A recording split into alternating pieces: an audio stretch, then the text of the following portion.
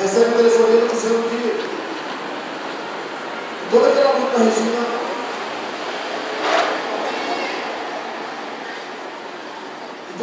da Regina precisa ser recompensada. O nosso reconhecimento precisa ser recompensado principalmente com esses alunos que tiveram contato com a Regina esses 2 anos,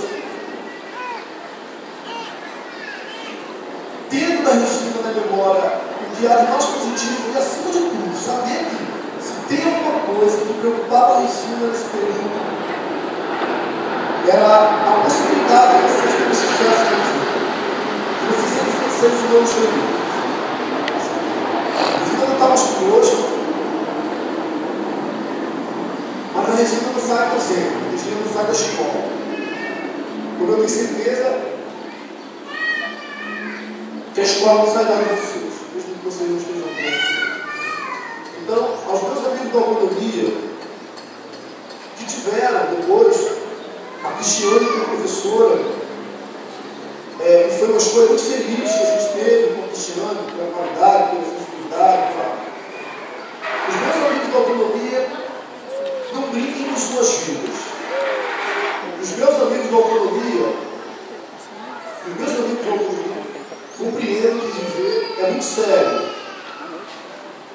Viver é muito sério.